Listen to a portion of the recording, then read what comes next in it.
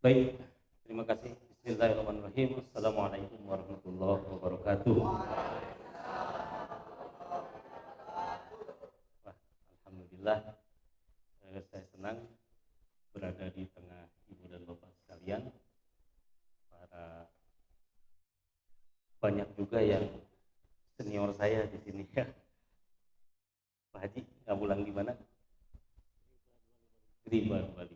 Masya Allah. Ya, mudah-mudahan kehadiran kita di sini bukan hanya sebagai penuntas kewajiban. Jangan hanya nu penting mah hadir. Salebar pemikirannya lebar waktos. Oke. Pasti ada di antara ibu dan bapak sekalian yang hari ini kalau tidak ada acara ini seharusnya bertugas di kelas. Tapi karena ada acara ini, maka menitipkan kelasnya mungkin ke guru kelas dan lain sebagainya. Karenanya kalau kehadirannya di sini hanya cupat kewajiban unggul, kita harus menyadari banyak pihak yang kemudian dirugikan oleh kita karena hari ini. Karenanya saya ingin ibu dan bapak semuanya menghadirkan seluruh pikirannya, jiwa dan raganya di tempat ini. Untuk apa? Untuk perbaikan pembelajaran setelah kegiatan ini, nggak nunggu lama, besok langsung diterapkan. Ibu dan bapak, sebelum saya masuk ke materi, saya ingin ibu dan bapak renungkan juga tentang hal ini semuanya. Silahkan tutup matanya terlebih dahulu semuanya. Tarik nafas dalam-dalam,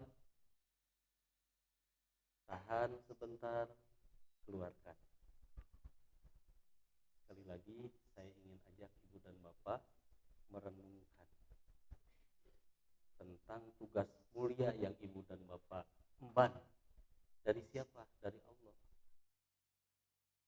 Karena sesungguhnya ibu dan bapak jadi guru itu memenuhi takdir Allah. Tugas dari Allah, kita harus bersyukur bahwa tugas kita, pekerjaan kita di dunia ini sekaligus merupakan ibadah kepada Allah. Orang lain mah pekerjaannya ada yang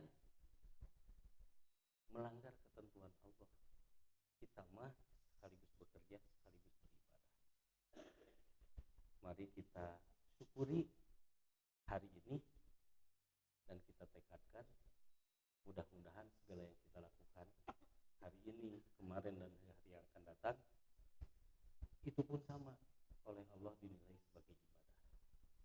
Sehingga apapun yang kita lakukan insya Allah akan membawa berkah bagi semuanya. Silahkan buka matanya, tepuk tangan dulu untuk ibu dan bapak semuanya.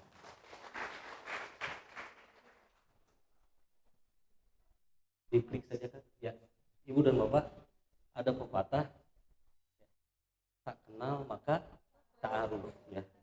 Saya memiliki kewajiban dulu karena belum semuanya yang mengenal saya. Nama saya Mulyana Yusuf. Rumah saya di Bumi Panjulukan F12 nomor 26. Alhamdulillah cakep karena saya menerima undangan sebetulnya jam 1. Di undangan ditulisnya ya jam 13 sampai 15.30. Makanya tadi saya pagi-pagi nyantai aja dulu. Olahraga dulu ke GBLA, santai. Pas ditelepon ku Pak Haji Eman ku pun lancet ya. Kamu jam apa? Jam salah. Untung di sana jadi lurus langsung ke sini, kurang dari setengah jam ya, 15 menit sudah nyampe. Alhamdulillah. Next kan, kantor saya di Kementerian Agama Kota Bandung sama dengan Kang Haji Eman.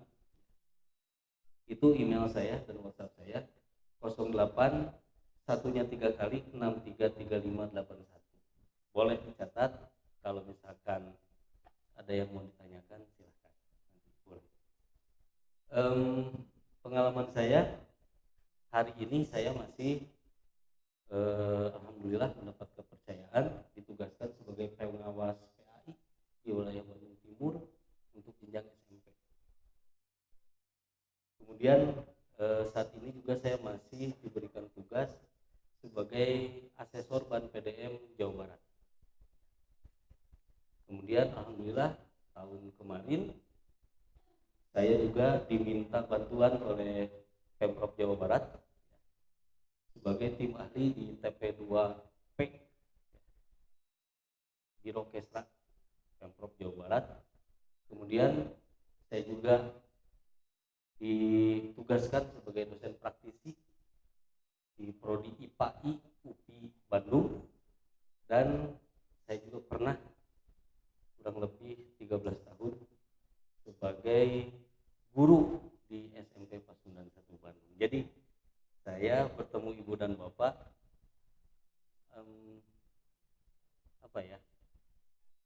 sami sarang nuju ngaca. Wah, ini saya juga sama ya. Jadi kita sama guru juga sama ya.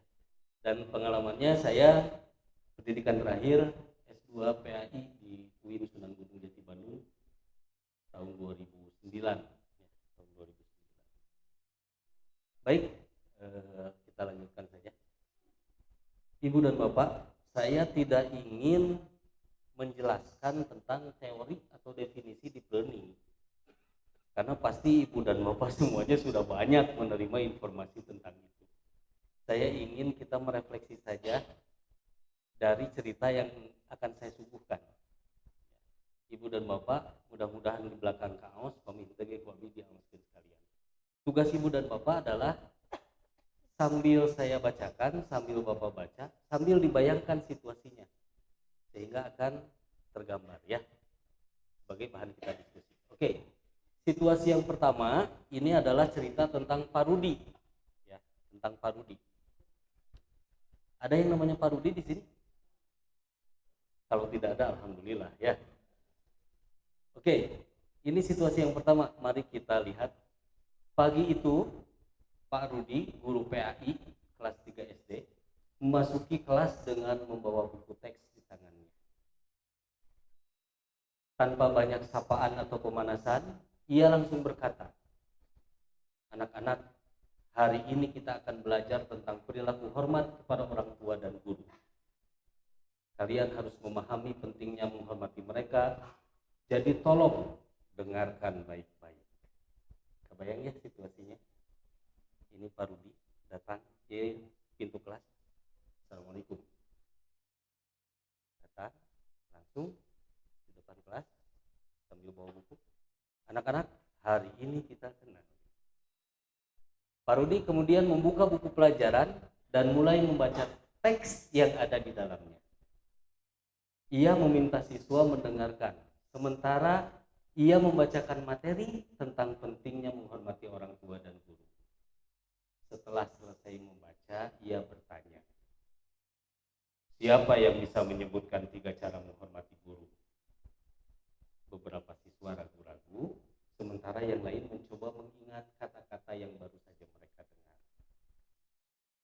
Kemudian ia menuliskan beberapa poin penting di papan tulis dan meminta siswa mencatat. "Kalian harus menghafalkan ini, karena nanti akan ada ulangan," katanya dengan nada serius.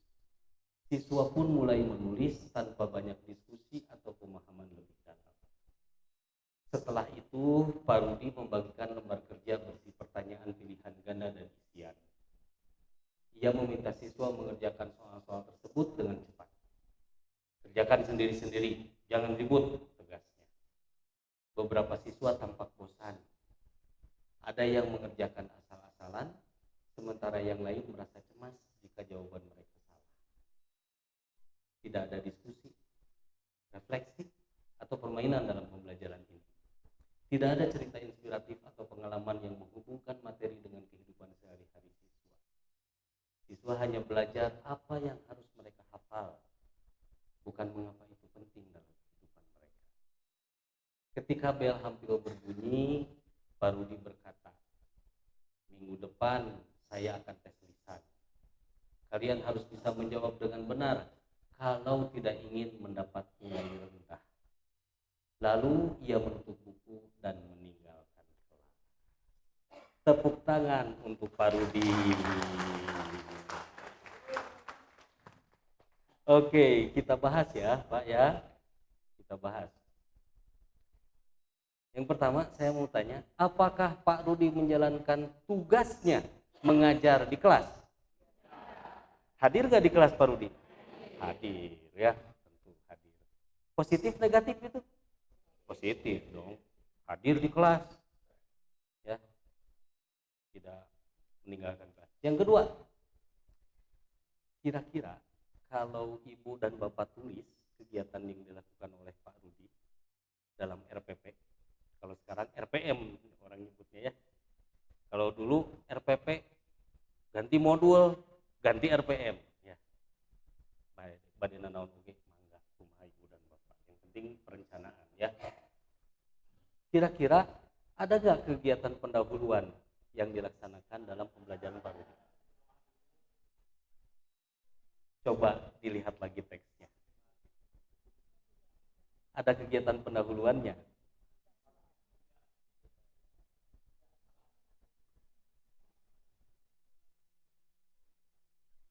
Bu, ada pendahuluannya enggak? Tidak ada. Oke. Langsung inti ya. Pak, saur Bapak aya pendahuluan teu?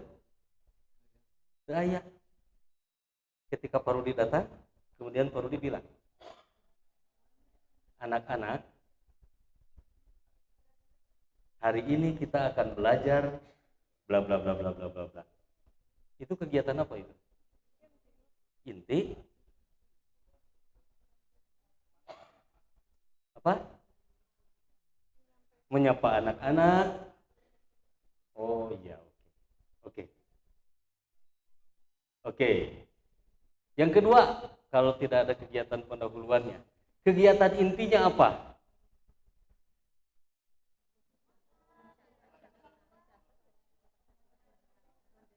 Yang pertama, tongwaka langsung loncat mengerjakan. Yang pertama, menjelaskan materi yang akan dibahas. Yang kedua, menjelaskan materinya. Guru menjelaskan materi, siswa ngapain siswanya? Mendengar dan mencatat. Itu kegiatan intinya. Ada evaluasinya enggak? Ada kegiatan evaluasi? Yang mana kegiatan evaluasi?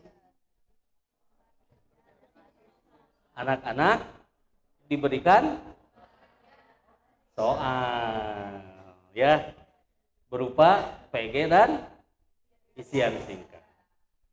Ada kegiatan penutup?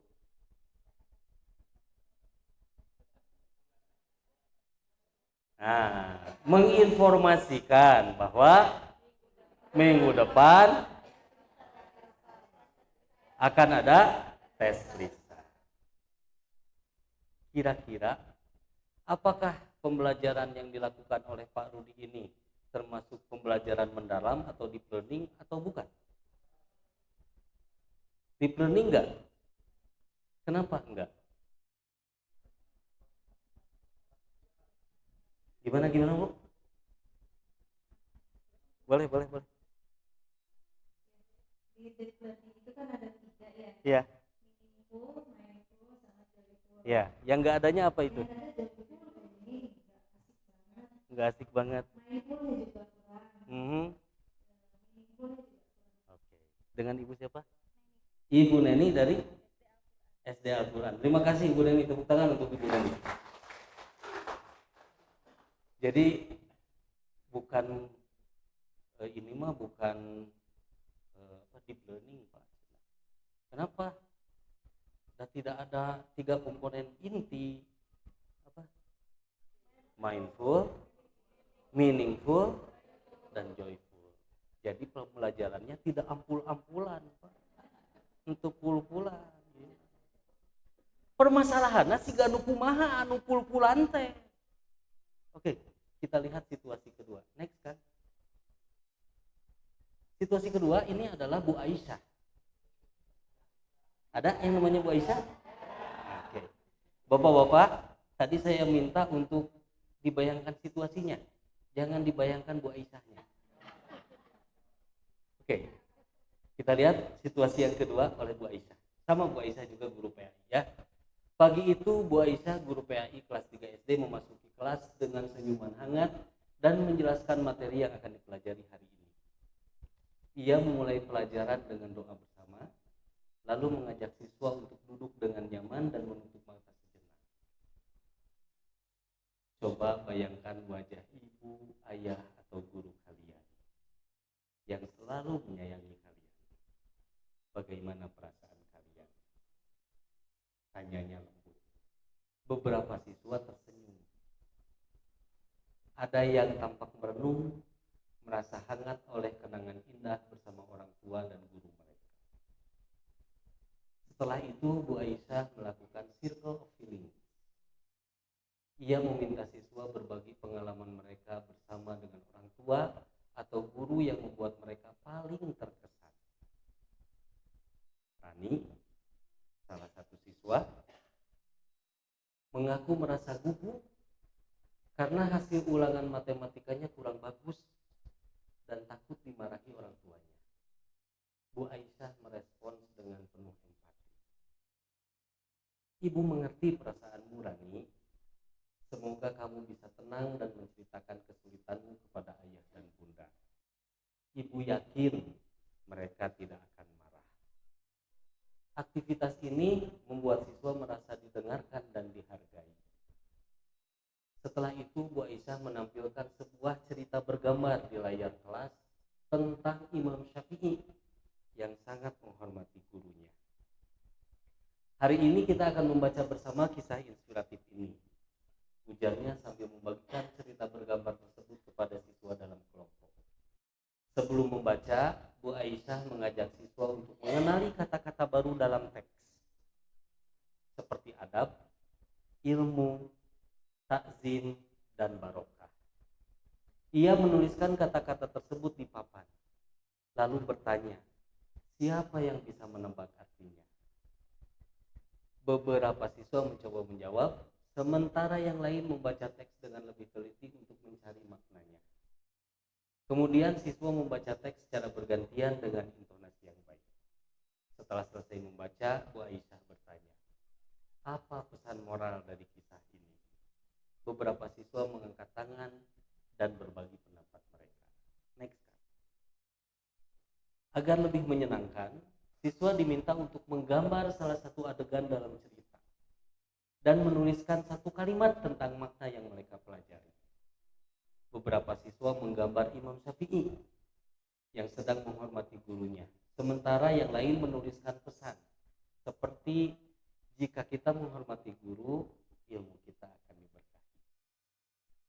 Selanjutnya, untuk memperkuat pemahaman dan keterampilan literasi, Bu Aisyah mengajak siswa untuk bermain rantai kata.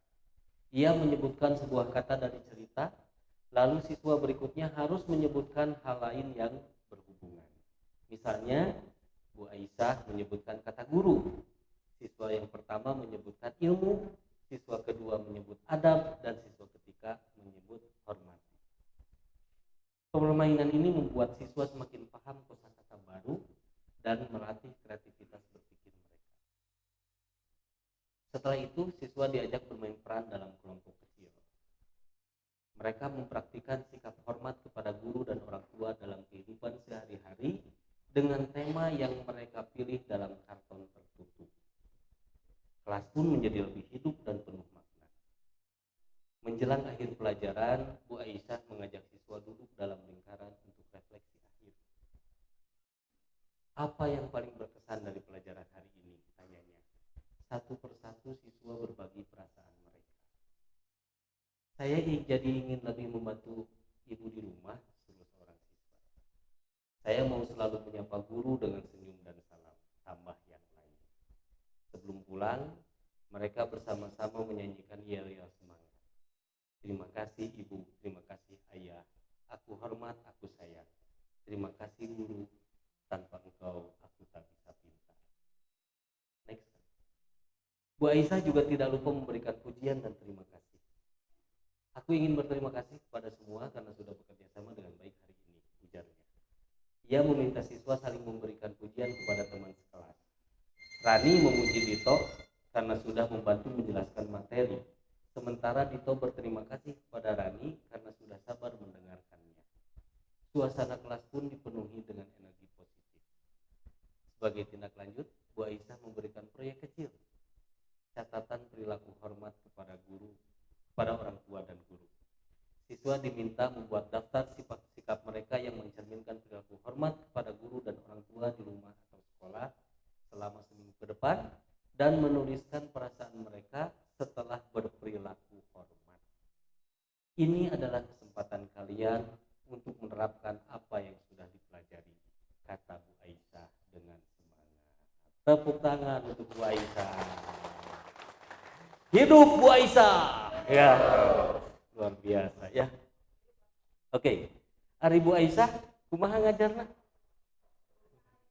Saya kebayang tuh Bu. Terbayang? Apakah ada kegiatan pendahuluan di sana? Apa saja kegiatan pendahuluannya? Kang kembali lagi kan ke awal. Nah, kira-kira ini mana kegiatan pendahuluannya apa saja Pak? Yang pertama, membaca doa bersama. Kemudian, nah ini mengajak siswa untuk tutup mata, membayangkan. Apa tujuan kegiatan ini kira-kira? Melatih fokus siswa. Yang dilakukan oleh Bu Aisyah adalah membangun classroom climate, iklim pembelajaran di kelas. Tugas utama guru adalah membangun classroom climate yang baik. Henteu ujug-ujug bin ojol-ojol. Yang membedakan Bu Aisyah dengan Pak Rudi, tadi Pak Rudi tiba-tiba masuk kemudian menyampaikan materi. Nggak peduli siswa teh sudah siap atau belum. Apalagi kalau kita bayangkan dalam posisi kurang bade ngaulah ya. Pas masuk setelah pelajaran olahraga, wah sempurna.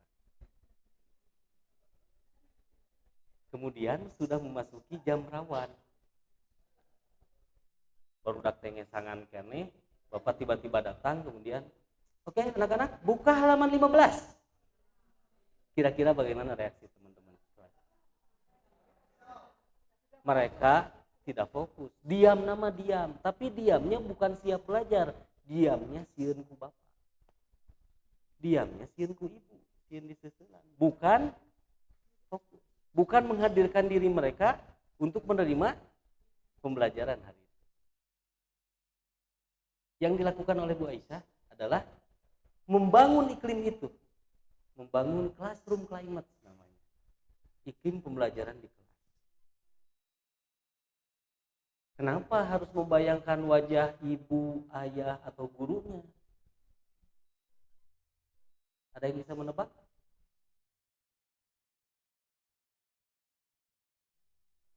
Karena materi yang dipelajari hari itu adalah tentang adab kepada orang tua dan guru. Maka Ibu dan Bapak, ketika kita sedang membangun iklim pembelajaran di kelas, kita kaitkan juga yang dilakukan itu dengan materi yang akan dipelajari hari itu. Jadi kalau ditulis di RPM, kegiatan pendahuluannya apa? Berdoa, kemudian membangun iklim kelas dengan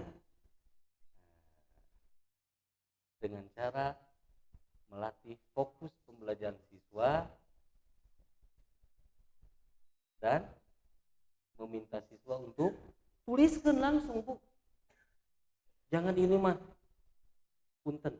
Saya baru kemarin dari Bekasi visitasi akreditasi, hampir sama ningali dina RPP teh.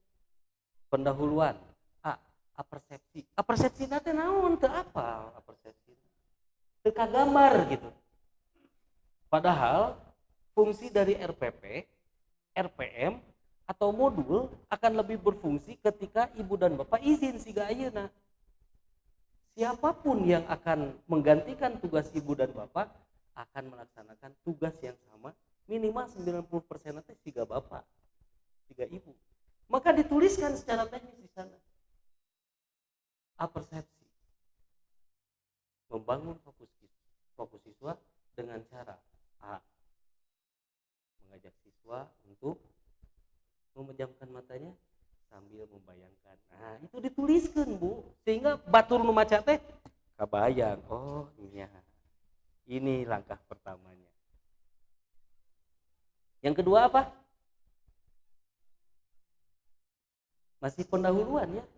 Melaksanakan circle of feeling. Tujuannya apa? Memberikan kenyamanan, pengakuan kepada anak-anak ya, perasaan anak-anak kemudian kita hargai. Di sana ada seorang anak menceritakan, cerita anak itu berkaitan dengan materi enggak, tidak harus dipaksakan. Anak bisa bercerita apa saja, bebas tentang perasaan mereka. Jadi jangan hanya melakukan mengecek perasaan itu dengan pertanyaan tertutup. Gimana anak-anak? Hari ini siap atau tidak? Gimana anak-anak? Hari ini siap? Siap. Siap atau tidak? Tidak. Begitu anak-anak. Pasti nu belakang na hukul nu kadangu. Kenapa? Karena anak juga tahu itu mah basa-basi, Pak. Tapi kalau kayak Bu Aisyah, ya, silakan, kemudian ungkapkan apa yang paling berkesan. Rani kemudian terbuka, dia punya masalah tuh. Saya tuh sedang gugup. Kenapa?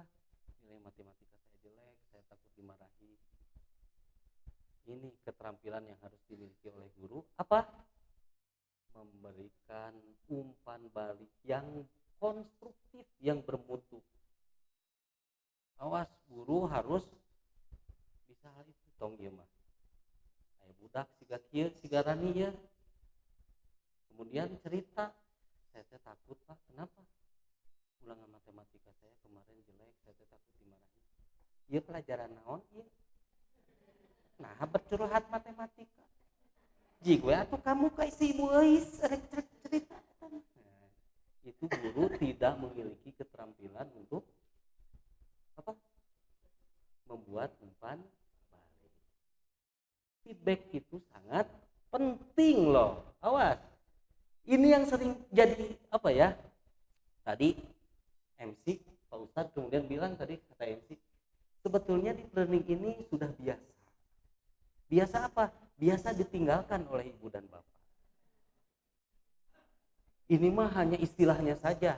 Saking dianggap hanya istilah, ibu dan bapak menganggap itu tidak penting.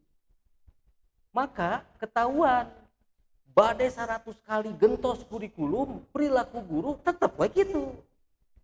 Gagal implementasinya. Bukan kurikulumnya yang jelek, tapi implementasinya yang gagal. Kunaon bet gagal? Karena ibu dan bapak guru tidak tahu apa yang dituntut dalam kurikulum. Sekarang kurikulum merdeka dengan pendekatan deep learning, apa yang harus dituntut oleh kurikulum kepada ibu dan bapak? Tadi yang disebutkan Bu Neni. Kegiatan yang pertama menggambarkan apa itu Pak? Kira-kira mindfulness, berkesadaran. Kenapa melatih konsentrasi? Kenapa siswa harus fokus? Agar siswa hadir di kelas 100% jiwa dan raganya. Bisa jadi raganya ada di kelas, jiwanya ada di tukang mie tek-tek. Maka sebelum masuk materi teh siapkan dulu agar anak siap untuk melaksanakan, bukan menerima materi, melaksanakan pembelajaran. Selain mindfulness apalagi kira-kira ini dalam kegiatan pendahuluan yang dibangun oleh Bu Aisyah. Joyful. Saya suka hati-hati, saya suka kumanya khawatir, sieun lamun ningali dina TikTok. Joyful teh seolah-olah ibu kudu acet-acetan gitu nya. Barudak kudu lompatan, bukan itu saja. Itu salah satu. Tapi yang paling penting joyful itu apa? Memberikan kenyamanan. Jadi siswa teh ada di kelas teh tidak merasa terancam. Tidak seperti bapak yang sedang diudag-udag ku debt collector. Tong sieun budak teh ini mah pas aya di kelas, begitu dengar langkah sepatu bapak oge, trak-trak, astagfirullahaladzim, si bapak datang. Artinya sudah tidak joyful dari awal. Begitu dengar, assalamualaikum, ulangan. Berarti anak teh sudah tidak menyenangkan dari awal. Jadi menyenangkan teh bukan hanya nyetel film, nyetel musik, tepuk-tepuk, bagus. Tapi saya pernah di satu daerah, itu semua pembelajaran 90 menit isinya tepuk, wes terus. Baik anak-anak, untuk konsentrasi kita tepuk ya, tepuk semangat. Wah, saya awalnya, wah bagus nih. Ya deh, 5 menit kemudian, ayo anak-anak kita tepuk lagi. Tepuk deh. Tepuk deh. Yang didapatkan oleh anak hari itu adalah tepuk. Dan sesuai dugaan saya tanya kan, saya wawancara selaku asesor kan, saya nggak boleh cuma nanya gurunya saja. Saya tanya sama anak-anaknya, gimana pembelajaran dengan ibu itu tadi? Menyenangkan? Menyenangkan Pak. Terus ibu itu kalau di hari-hari biasa pembelajarannya bagaimana? Ya kayak tadi Pak, banyak tepuk-tepuknya. Sampai teman-teman saya bilang, ibu tepuk. Hati-hati loh, anak-anak itu paling jago ngasih lakob, ngasih julukan ke ibu dan bapak ya. Aya guruna nu ningali wae ka luhur. Si ibu eta siga nu neangan cak-cak. Jadi pun ibu ngajar wae ka luhur ningali kieu. Ku barudak teh disebutna ibu cacak kitu. Hati ya. Oke. Setelah itu Bu Aisyah menampilkan cerita bergambar. Masuk ke kegiatan inti. Apa yang dilakukan oleh Bu Aisyah di kegiatan inti?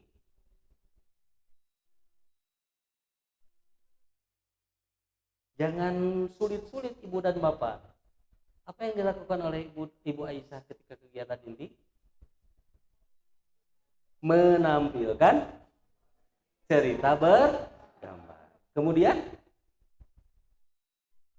membagikan cerita. Jadi ada 2 media yang ibu Aisyah lakukan, siapkan. Yang satu medianya ditampilkan di layar, satu lagi dibagikan ke siswa. Kemudian apa yang dilakukan oleh anak-anak?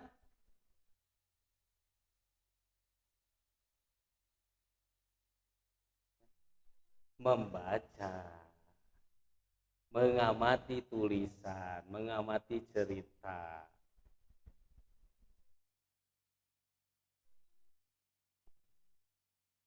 Mencatat apa itu tadi anak-anak? Kata-kata baru. Apalagi anak-anak ini? Mencari maknanya. Apa yang dibangun dari kegiatan ini?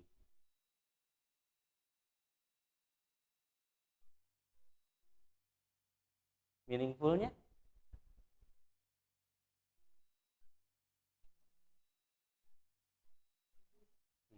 Berpikir kritis, oke, bagus. Selain berpikir kritis, apa yang sedang dibangun?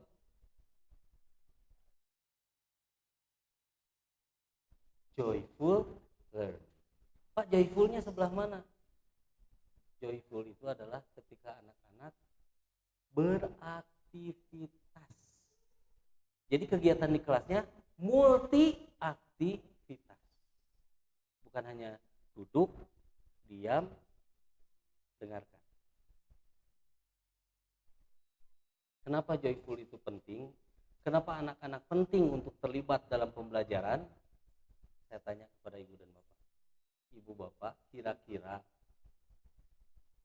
yang ibu dan bapak ketahui, manusia itu Allah ciptakan sebagai makhluk yang statis atau makhluk yang dinamis? Dinamis teh naon, Pak? Bergerak. Berarti sudah kodratnya manusia itu harus bergerak, harus beraktivitas. Tiba-tiba di pembelajaran ku ibu dan bapak disuruh duduk diam. Artinya pembelajaran yang dilakukan melawan kodrat Allah. Pantas tidak berhasil dan ngelawan kodrat. Barudak teh teu daek cicing, tiba-tiba dititah cicing. Coba balikeun bapak dititah cicing, peureum. Nggak percaya? Sebentar lagi akan kejadian. Khotib ketika khutbah Jumat. Coba perhatikan pas khutbah Jumat. Padahal cuma nggak lebih dari 20 menit dah khutbah. 15 menit kadang-kadang. Tapi sedikit sekali yang berhasil keluar dari godaan peureum. Aya nu sampaikeun ka patarik-tarik jeung suara imam.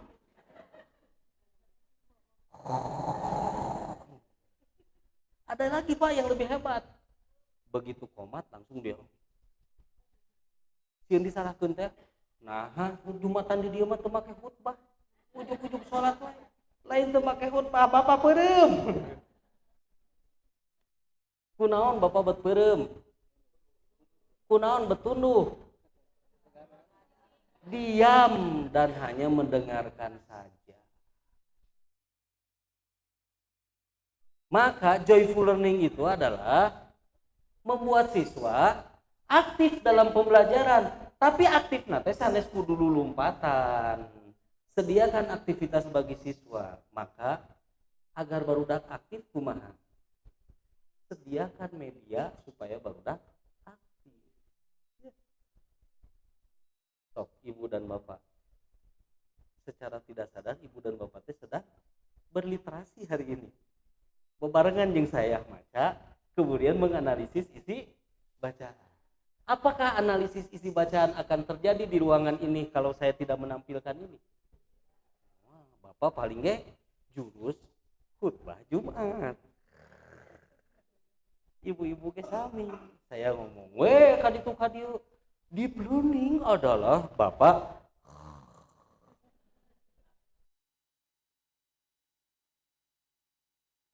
maka joyful learning tidak mungkin akan terlaksana jika ibu dan bapak tidak menyediakan media agar anak beraktivitas. Saya gitu. Kemudian ditarik, kata Bu Aisyah apa pesan moral dari kisah ini?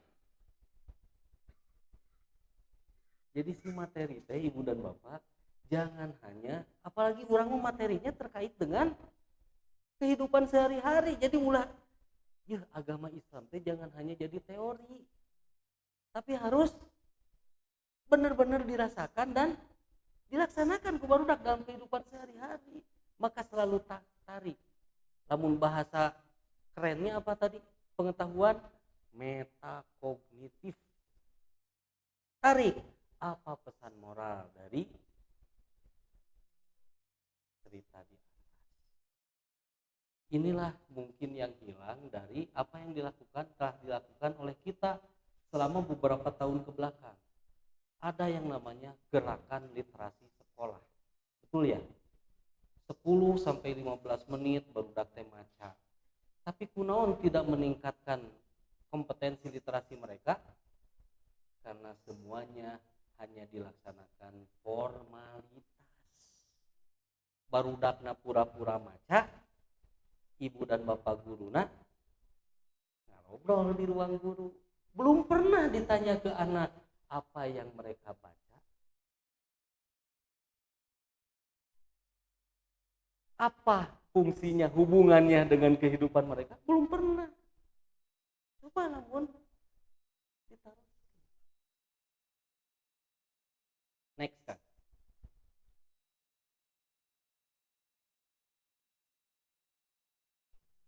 Bukan, masih ke sana. Oke. Coba kita lihat. Ya. Sampai Bu Aisyah, ya, sampai Bu Aisyah kemudian menarik apa yang paling berkesan dari pembelajaran hari ini, dari materi hari ini. Mereka kemudian menjelaskan, siswa itu menjelaskan, saya jadi ingin sering membantu ibu di rumah. Jadi poin penting tentang materi menghormati guru, menghormati orang tua dan guru, itu bukan poin pentingnya, bukan jelaskan arti dari menghormati, bukan. Tapi poin pentingnya tuh yang diungkapkan oleh anak.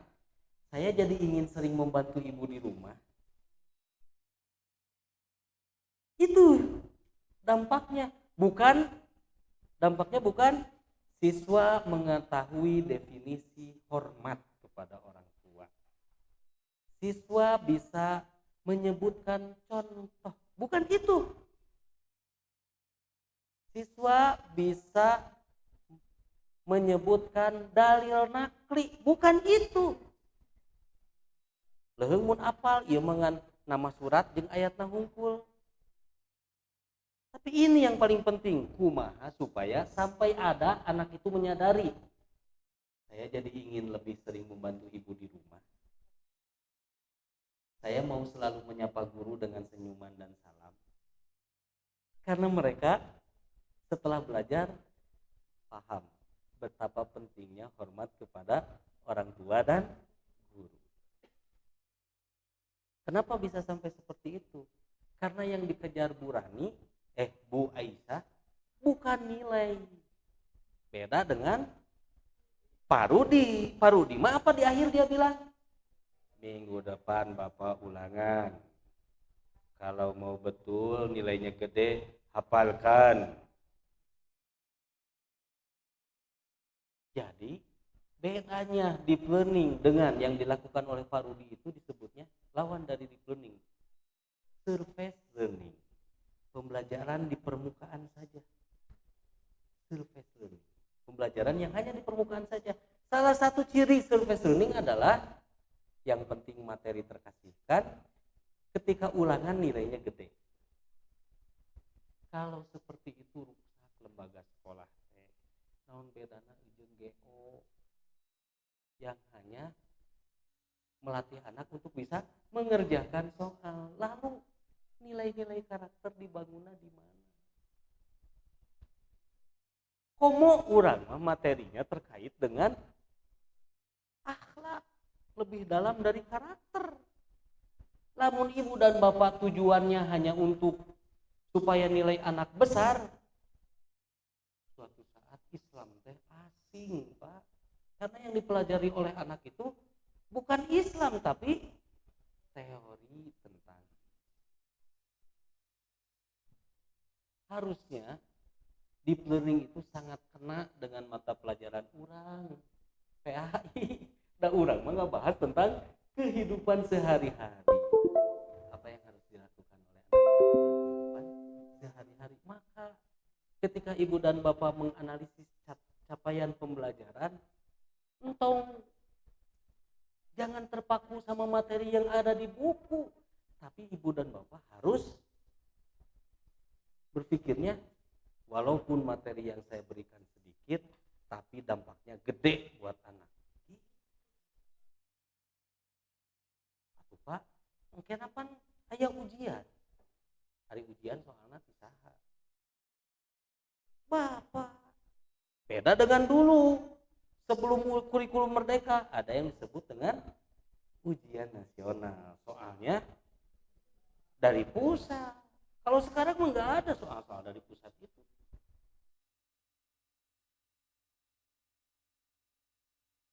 Sehingga Next kan. Apa yang dilakukan oleh Bu Rani? Kalau tadi masih Bapak lebih ke ulangan, kalau Bu Rani mah apa? Bu Aisyah mah apa? Memberikan proyek kecil catatan perilaku hormat. Jadi bukan ke ini sebagai nilai formatifnya loh. Nilai formatif atau sumatifnya bisa jadi bukan lewat ulangan tertulis, tapi lewat proyek kecil catatan perilaku hormat kepada orang tua dan guru. Kemudian bukan hanya dicatat sudah hormatnya apa saja, tapi kemudian mereka menuliskan perasaan. Setelah membantu ibu, bagaimana perasaannya? Setelah hormat kepada guru, bagaimana perasaan mereka? Jadi mereka lambat laun akan tertanam dalam memori mereka. Setiap saya melakukan perbuatan baik, maka perasaan tenang, nyaman akan timbul dalam diri mereka. Itu yang penting. Bahwa ketika kita beragama, agama itu membuat kita hidup merasa tenang. Ala bizikrillah tatmainnul qulub.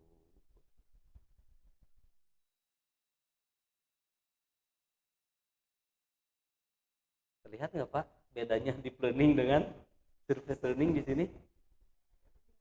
Saya nggak mau menjelaskan, mangga ibu teori deep learning mah ibu bisa baca di mana wae. Si Google lebih jago daripada saya. Tapi pernahkah si Google menggambarkan tentang kejadian yang terjadi di kelas? Oh iya deep learning teh, iya surface learning. Nah kenapa saya mengangkat ini? Biar ibu teh tahu.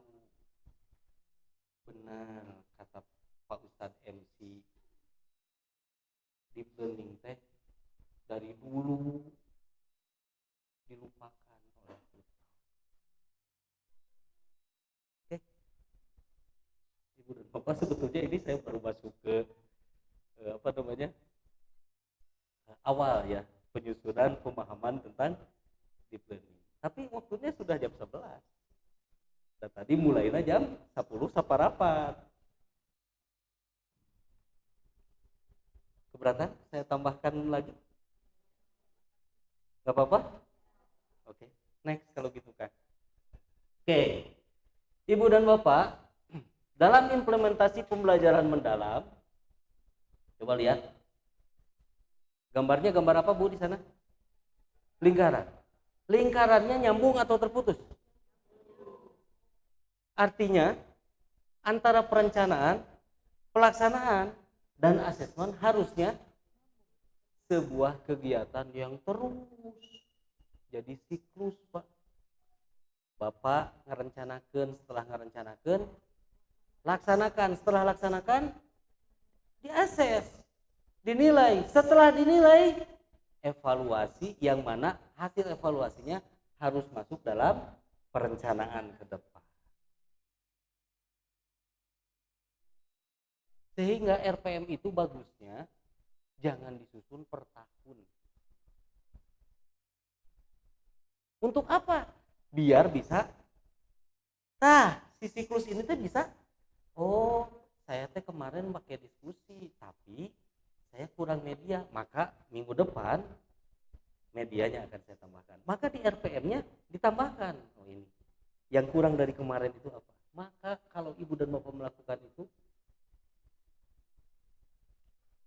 pembelajaran itu akan semakin baik, even better, day by day. Jurnal teh benar-benar berlaku, jurnal pembelajaran tanya. Jadi bukan hanya mencatat siapa siswa yang sakit, bukan jurnal itu, tapi tentang penilaian formatifnya, Bu. Nah, yang paling penting dalam pembelajaran mendalam, asesmennya tidak hanya berfokus pada penguasaan teori. Asesmen itu di dalam pembelajaran mendalam dua, formatif dan sumatif. Formatif, assessment as learning. Selama proses pembelajaran, kalau ibu nanti ada kegiatan anak diskusi, Pak, maka konsekuensinya siapkan oleh ibu dan bapak lembar observasi diskusi. diskusi. Dicatat diskusinya siga kumaha. Apakah dalam satu kelompok itu semua anak aktif atau tidak? Kalau tidak aktif, jadi pertanyaan, apakah salah kelompoknya? Oh, saya kelompoknya terlalu homogen. Nutut tiasa jeung nutut tiasa ngabetem we. Hiji deui mah garelut kunaon. Terus saya debat dan nu pinter dihijikeun deui jeung nu pinter. Oh, minggu depan mah tetap diskusi tapi saya rubah format kelompok diskusinya. Nah, itu teh catatan itu yang paling penting, Bu. Dan ingat, nilai yang dihasilkan oleh tes formatif itu bukan untuk nilai di rapot. Asesmen formatif gunanya bukan untuk siswa, lebih banyak gunanya untuk ibu dan bapak sebagai feedback. Apakah pembelajaran kita berhasil atau tidak? Sehingga dalam pembelajaran sehari-hari anak jadi tidak takut salah. Namun segalanya dipakai untuk nilai rapot baru tes sieun salah. Paham nggak, Bu? Adapun yang untuk nilai rapot apa? Asesmen sumatif. Nanti sumatif itu bisa di akhir bab. Saya lebih senangnya nyebut bab kunaon. Karena yang paling ibu dan bapak dekat dengan pemahaman ibu dan bapak adalah bab. Selesai bab tentang tadi apa? Hormat kepada ibu dan guru dan orang tua. Nah, di akhir itu bapak menyelenggarakan tes, itu adalah tes sumatif. Dan tes sumatif itu tidak hanya catat ulah da ceuk Pak Mul tes teh asesmen sumatif teh bukan ulangan. Salah kalau bukan ulangan. Tidak hanya berupa tes tertulis. Ibu dan bapak bisa menggantinya dengan jurnal. Ibu dan bapak bisa menggantinya dengan laporan proyek. Ibu dan bapak bisa menggantinya dengan portofolio. Jadi tidak harus semuanya diakhiri dengan ulangan tertulis, ulangan lisan. Enggak. Paham ya? Oke, next one. Pelaksanaan pembelajaran mendalam yang pertama penyampaian materi. Materi disajikan sesuai tahapan berpikir peserta didik. Iya mah sama. Nah, ini adalah bagian dari kurikulum Merdeka. Misal, maka asesmen awal pembelajaran itu penting, Pak. Diagnosis itu penting. Misalkan ibu ngawulang kelas 3, harusnya kalau yang ada di CP kelas 3 itu sudah masuk ke langsung membacakan surat pendek apa gitu. Tapi ku ibu teh dicek, dites, baru date lebih banyak boro-boro maca surat Al-Insyirah misalkan, Pak. Ya. Huruf hijaiyah nage teu apal. Maka ibu dan bapak jangan ragu untuk bergerak mundur ke fase A walaupun dia sudah di fase B. Kelas 3 4 itu kan fase B. Tapi setelah ibu dan bapak laksanakan diagnosis awal, baru teh materi fase A saja tidak sanggup. Maka ibu dan bapak jangan ragu untuk mundur ke fase A. Tapi jangan dipendam sendiri. Dan ibu bapak mah guru mata pelajaran, sampaikan ke guru kelasnya, sampaikan ke kepala sekolah. Ibu, setelah saya adakan tes diagnostik, ternyata pada elemen Al-Quran anak-anak kita teh masih kemampuannya ada di fase A. Kalau saya mundur materinya ke fase A. Materi disajikan sesuai tahapan. Jadi nggak akan disalahkan ibu dan bapak.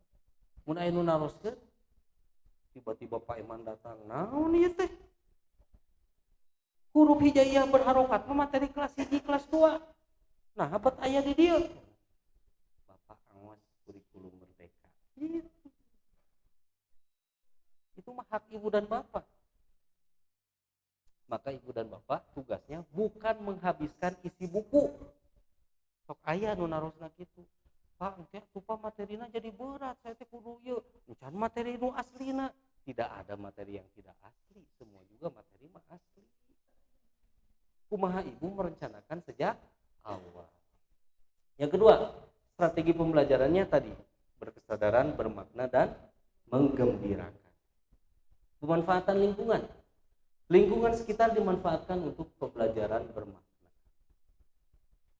Tadi kebetulan ya Bu Aisyah mah materinya tentang itu, maka dia hubungkan dengan pengalaman anak, kesan anak tentang pengalaman dia tentang yang paling berkesan dengan guru dan orang tuanya. Saya pernah akreditasi di sekolah di Lembang, namanya Nurul Fikri. Kenapa saya berani nyebutkan nama sekolahnya? Karena ini mah yang bagusnya. Ada guru IPA mengajarkan tentang materi tumbuh-tumbuhan, pengolahannya. Kumaha guru IPA itu? Dia mengundang tukang jamu ke kelas. Jadi tukang jamu nu ngajelaskeun ini jahe. Gunanya untuk apa? Kalau di jamu dia gunanya untuk mengobati apa saja. Cara ngolahna siga kumaha. Itu pemanfaatan lingkungan sekitar. Ibu menjelaskan tentang sholat Jumat. Jangan sok tahu, udah ibu mah tara sholat Jumat. Panggil. Ada bapak-bapak yang sholat Jumat, panggil. Apalagi kalau khotibnya panggil. Kumaha tentang tata cara sholat Jumat. Ibu punten. Ada materi tentang haji. Ibu tecan haji, tong belagu. Panggil biar tergambar. Ceritakan mulai dari pendaftarannya bagaimana. Jadi kan ibu mah belum tahu, ibu mah hanya tahunya rukun, syarat, wajib, sunnah. Mekah nage can ningali, kumaha ngajelaskeun tentang Mekah, ada Mekah nage can ningali. Gitu ya. Fleksibilitas penerapan mindful, joyful, meaningful. Jadi ini tidak harus Pak diawali oleh mindful, enggak. Boleh kegiatan pendahuluan dengan joyful, boleh. Jadi di kegiatan pendahuluan tiba-tiba, ayo anak-anak tonton dulu materinya, boleh. Baru bangun kesadarannya, baru bangun ke materi. Jadi tidak harus mindful, meaningful, joyful.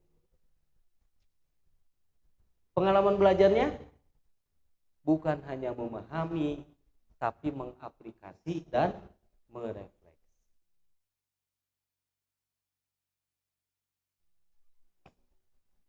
Jadi bukan hanya sebatas tentang teori, tapi sampai mengaplikasikan, bahkan merefleksikan. Tadi ya Bu ya, Ibu dan Bapak dulu suka kalau ada bulan Ramadan suka ngasih tugas ke anak-anak, catatan amalia Ramadan.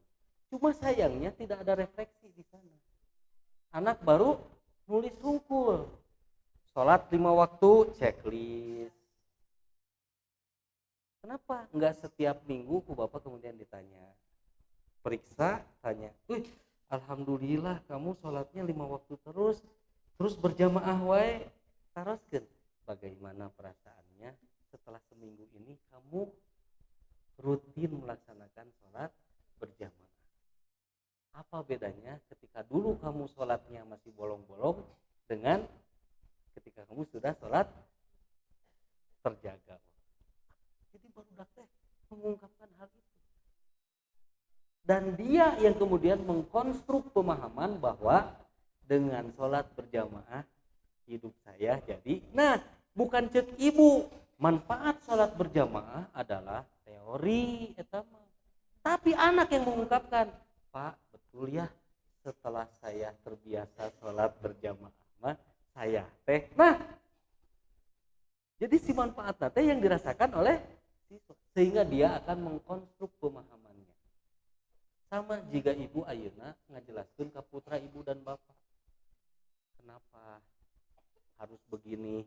Kenapa harus begitu? Karena ibu sudah punya pengalaman manfaat apa yang sudah dilakukan ketika masih muda. Ya, mumpung ora keneh. Kunaon ibu bisa ngomong gitu? Karena ibu ngambil manfaat ketika muda. Nah, anak-anak akan lebih terkesan kalau dia merasakan, kemudian dia bisa mengungkapkan ya. Kemudian adaptasi sintaksnya. Sintaks pembelajaran diadaptasi sesuai pengalaman belajarnya. Jadi lamun ibu dan bapak membuka, misalkan saya mau pakai modelnya itu project based learning. Sintaksnya langkah-langkahnya ibu ya. Tidak perlu kaku seperti yang di teori, diawali dengan apa, enggak.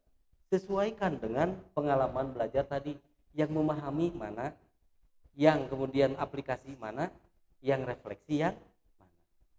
Paham ya? Next. Teruskan, ini sudah saya bahas. Oke, lihat. Lalu mindful learning itu seperti apa? Mindful learning itu kesadaran penuh terhadap proses belajar, fokus pada momen saat ini tanpa gangguan.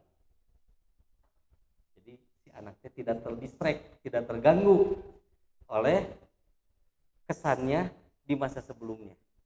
Jadi dia fokus aya di kelasnya, jiwa dan raganya. Contoh pelaksanaan di kelas saya langsung saja ke sana. Meditasi singkat tadi, latihan pernafasan, diskusi reflektif, menggunakan teknik mindfulness, memberikan ruang bagi siswa mengekspresikan perasaan. Nah ini teh ibu dan bapak, contoh mindfulness teh ternyata banyak. Jadi ulah minggu ini bernafas dengan sadar. Minggu depan, cek kamu kudu mindfulness. Mulai pembelajaran teh bernafas dengan sadar. Lama-lama ibu dan bapak dijuluki guru bernafas dalam kubur. Ulah. Jadi harus divariasikan. Ternyata banyak sih contoh pelaksanaannya di kelas. Ganti-ganti. Minggu ini apa, minggu depan apa, minggu depannya apa lagi. Setelah 1 bulan balik deui ka yang ini, nggak jadi masalah. Yang penting bervariasi. Next kan. Saya rada ngebutnya karena ini udah mau meaningful. Meaningful itu paling mudah. Meaningful itu artinya kontekstual. Kontekstual itu artinya mengaitkan pengetahuan dengan pengalaman peserta didik.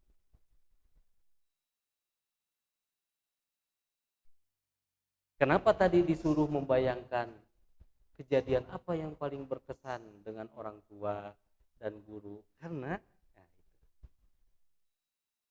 ketika ibu akan memberikan contoh, jangan contohnya yang tidak dialami oleh siswa.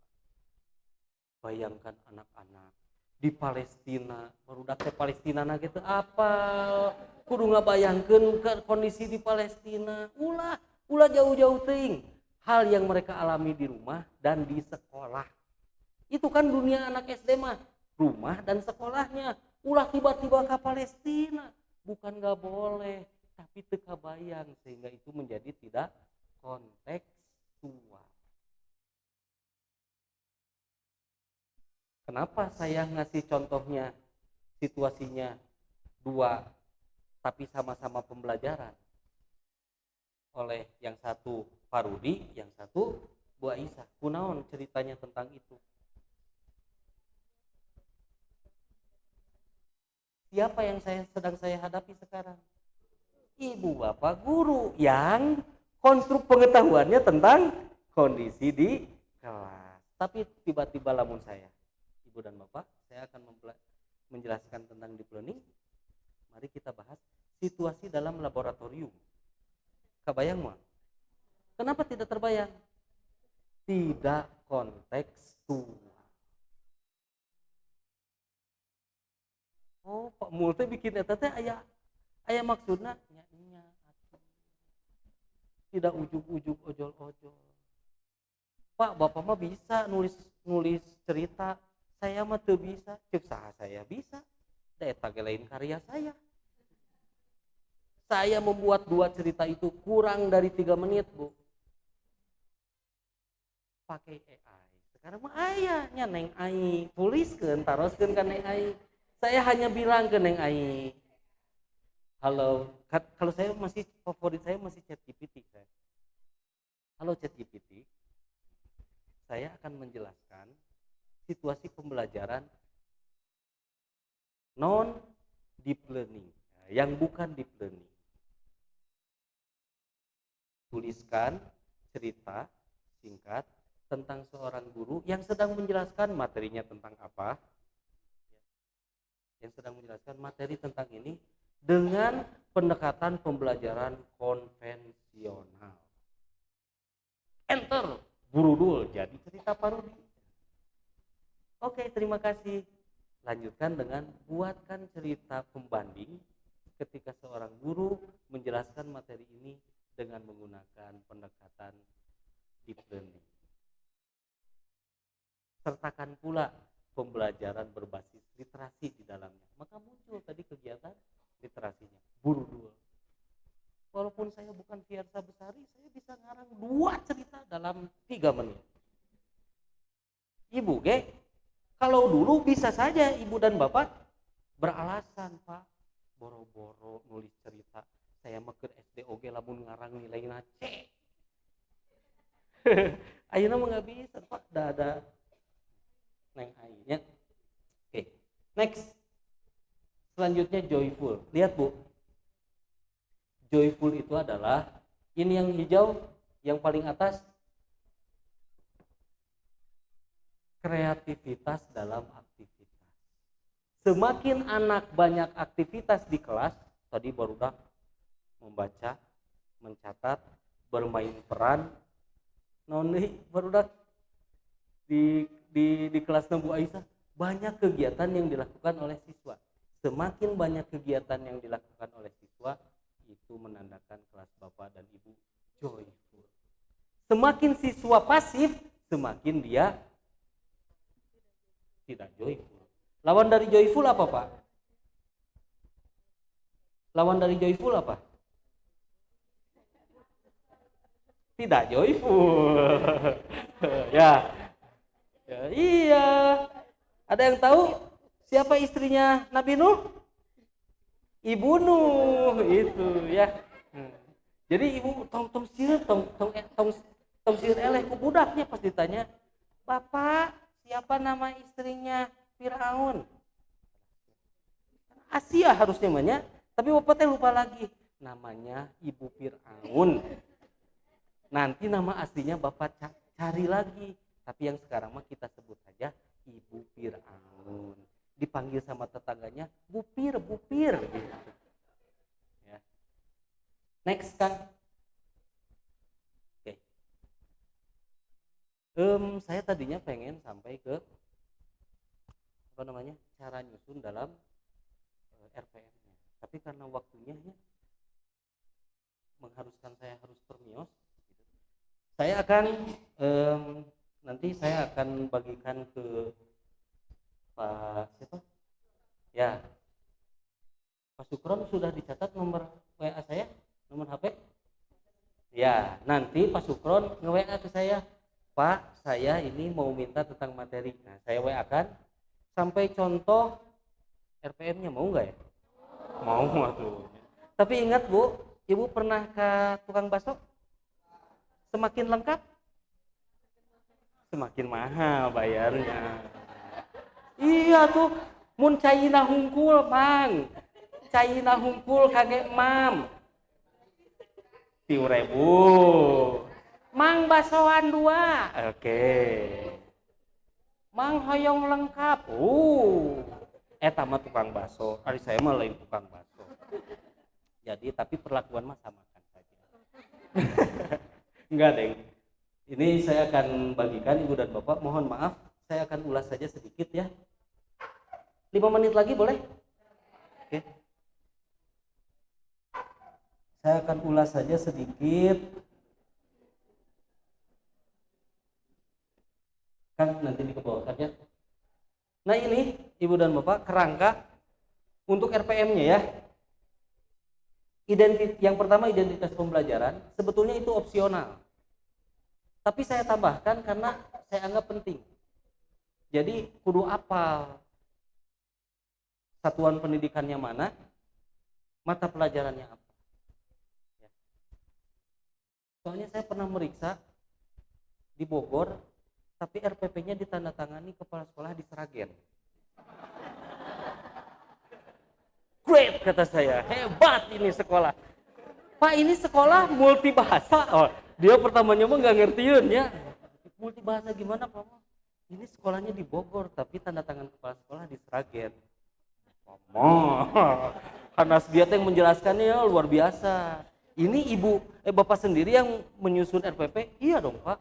Hebat Pak, iya mah multi. Kunaon gitu Pak? Iya sekolahnya di Bogor, nona tangan di Sragen. Bang Bapak mah. Dan naon gerak gentos. Oke. Lihat, yang pertama adalah identifikasi peserta didik. Nah, di identifikasi peserta didik, contoh. Karena ini materinya tentang sholat Jumat, saya tambahkan di sana. Peserta didik telah mempelajari apa?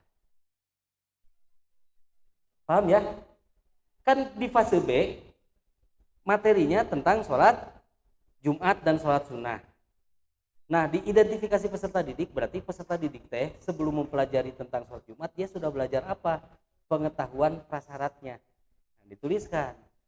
Peserta didik telah mempelajari pengertian sholat wajibnya, sholat sunnah, adab beribadah, sudah dipelajari sejak fase A, maka fase ini melanjutkan. Maksudnya seperti itu. Paham ya? Jadi Bapak engke lamun misalkan materinya tentang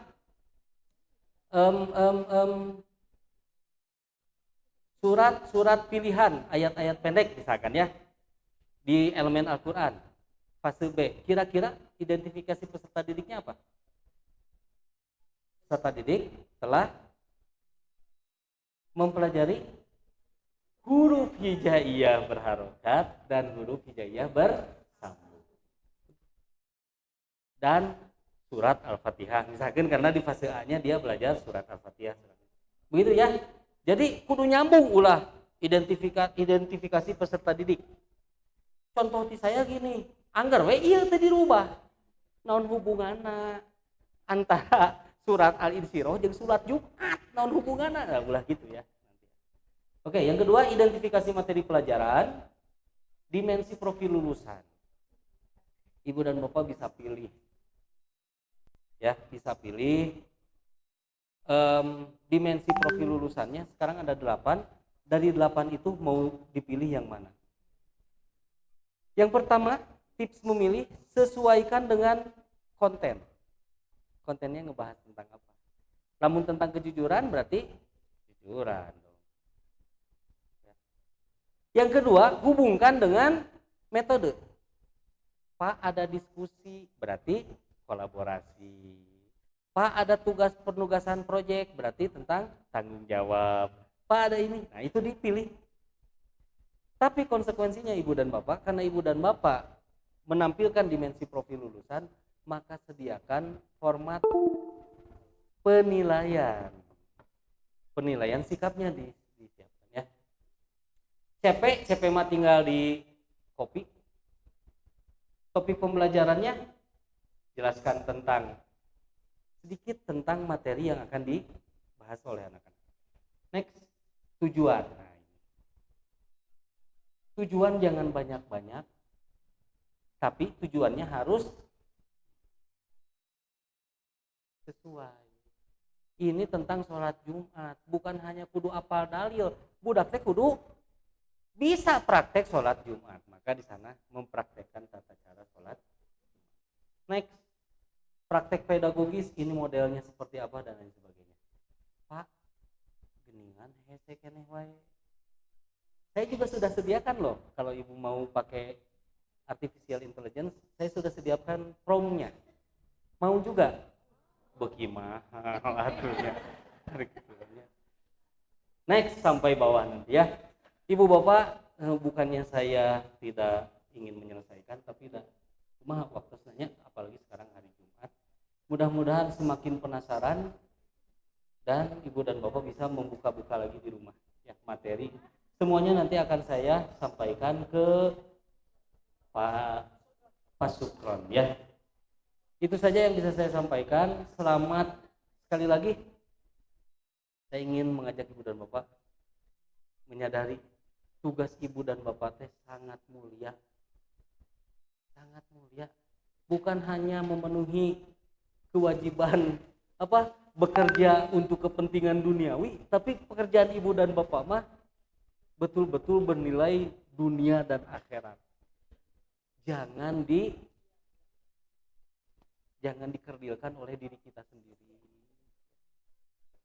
Pada saya mah ngajar kieu oge. Gaji leutik. Nya gaji leutik, tapi keberkahannya besar.